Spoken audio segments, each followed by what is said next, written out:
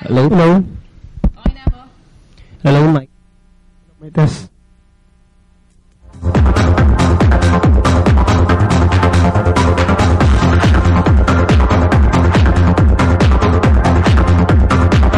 At nagbabalik ang champion at champion sa hapon na NBN Sports. Medyo hihinga muna tayo lahat. And then, sa ating pong sports chat, makakasama natin ang ating pong representative sa magaganap na World Memory Championships. Ano nga ba yung World Memory Championships, di ba? Kasama ko po ngayon, si Ginoong Robert Racaso. Sir Robert, mabuhay. Kamusta po kayo? Mabuti naman po, ma'am. Si Sir Robert Racaso, ang ating RP representative. At syempre, kasama din natin ang isa sa mga suki na ng NBN Sports. Palagi yung kakwentuhan tungkol sa chess, ang ating pong National Master.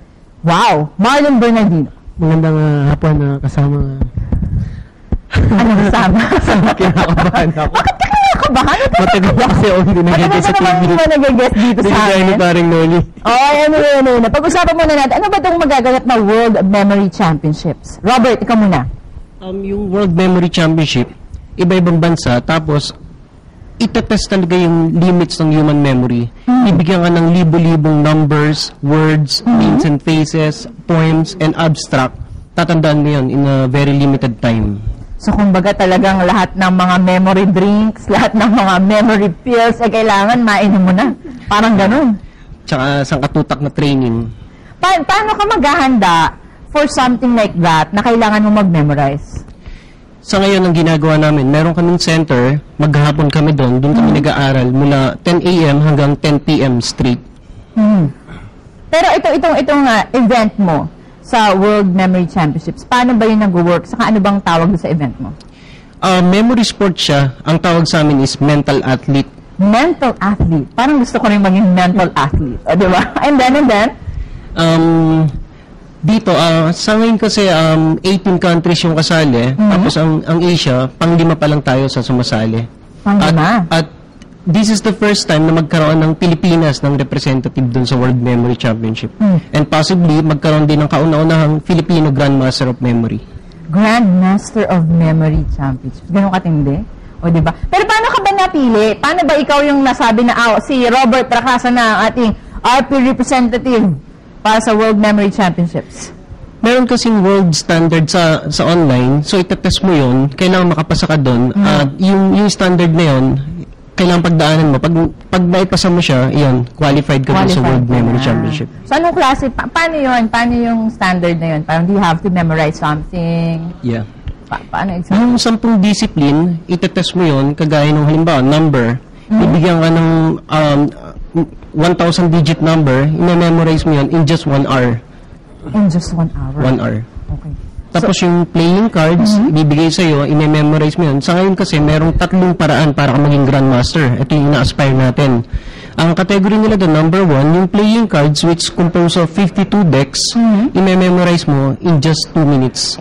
2 minutes? Oo. Ngayon, ang pangalawa doon, bibigyan ka ng 10 deck of cards, 520 yun, all in all, isa-shuffle nila yun, tapos in just 1 hour, kailangan memorize mo yun, lahat ng sequence niya, perfectly.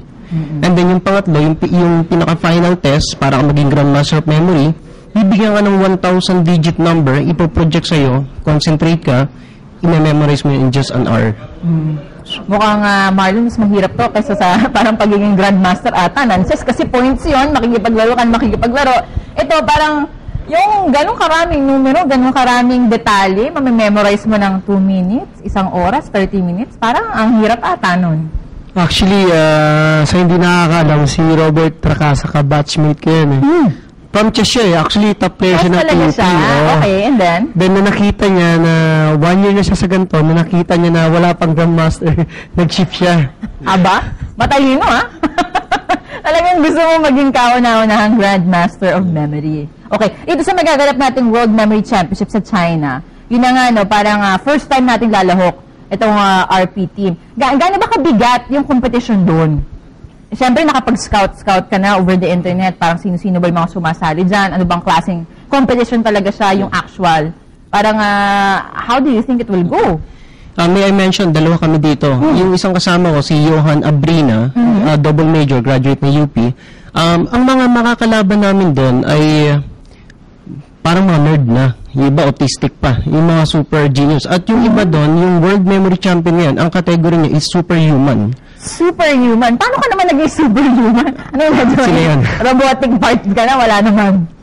Kaya na-brand sila na superhuman kasi yung ginagawa doon, hindi ginagawa ng normal na tao. Yung mag-memorize ka ng ganong kadadami.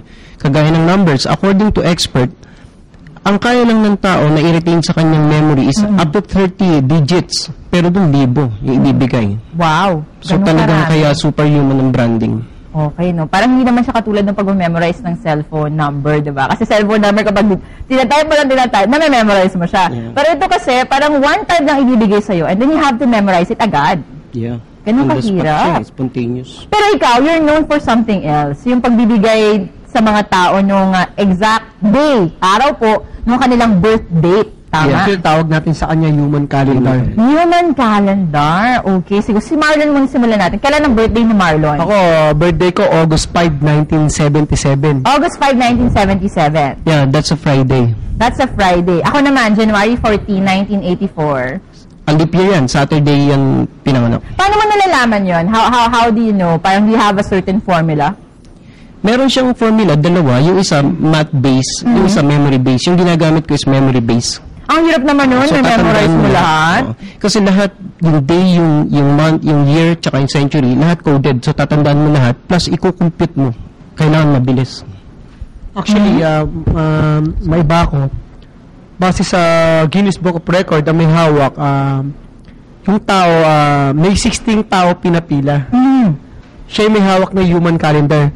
But this coming December 26, 27, ito yung added spice sa Susubukan natin talunin yun, sa okay? Guinness Book of Record. Kasi si Mark Paragua, sabihin ko na rin Sam, ibibreak yung world record sa chess na hawak ng Iran. Okay. Yung Iran Grandmaster na si Morteza Majob, hawak niya 500 players, Simon. It took 18 hours. Si Mark, again 600. 600. Pero prior sa Simon ni Mark, itetet din si Robert Acasa. May 1,000 taong nakapila. Sasabihin niya kung kailang pinanganak. Parang human calendar. Pero ang title holder, 60 lang. Ang gagawin niya, 1,000. Para mas mahirap i-beat. 1,000 na yun, mas maraming oras. So with that, no, next year pa naman itong ating World Memory Championships. Marami ka pang panahon para mag-memorize. Sino ba mga gusto mong pasalamatan at syempre mga batiin na rin sa ating mga viewers? Una-una, gusto ko magpasalamat kay God dahil siya yung nagbibigay ng opportunity na to. And then, dito sa NBN4, sa pagkakataon na ma-interview kami dito, yung mga sumusuporta sa akin, yung church namin, yung Jewels Fellowship and Ministry, yung school ko, yung PUP, at yung mga kaibigan ko, sina Marlon, sina Nolly Cruz, at to name, sobrang dami gusto ko na rin magpasalamat dun sa mga sumusuporta sa amin na babanggitin later ni Marlon, and sana mas marami bang sumuporta dahil ito yung mapapatunayan ng bansang Pilipinas na kaya natin na sumali sa ganitong klaseng competition. Saka marami palang avenues. Kung ikaw hindi medyo kaya sa physical sports, no? Doon ka naman, ayaw mo ng chess, pwede ka naman maging mental athlete sa memory games ka naman na sumabak. Marlon, sino papasalamatan mo? Actually, Sam, nakausap na ni Robert Racasa, ang ating kumpare, ang masipag, ang mapagmahal sa sports, si Butch Pichay, na hanggang tumulong kay Racasa. At nandiyan din yung mascot chairman, si Nino de la Cruz, at si Department of Tourism Undersecretary for Sports, si Cynthia Carrion, na nung nabit nga si Racasa, mismo si Ma'am Cynthia Carrion at si Natuwa, for sure. chairman, nagulat at yung mga handang tumulong, and sana kung may naikinig na may kapasidad na tulungan, sana tulungan natin kasi first time na may yung player from Philippines na kasali. Oo. Kaya nga kami ni Nolly sa part ng marketing at media ni Robert, ginawa namin lahat ng best para makatulong sa kanya kasi para sa atin to sa bayan ho to Okay, with that, maraming salamat ating pong National Chess Master Marlon Bernardino at syempre ang ating representative sa magaganap na World Memory Championship, si Ginoong Roberto Racasa. Good luck! Kaya natin yan. Yes, Boss Marlon, habol pa! Sa pag-habol, gusto ko congratulate Lasal Green Hills kasama ko sa coaching staff. Nag-champion kaming Lasal 2 beses from Pranyake Inter-School, tsaka yung katapos-tapos na Lasalian Grade School, champion yung Lasal Green Hills under coach Erwin Carag, kay Mr. Vic Laos. Kung nanonood sila, congrats. Congratulations, De La Salle. Anyway, marami pa po kami ihatid sa inyo sa pagbabalik ng #1 sa hapon, NBN Sports.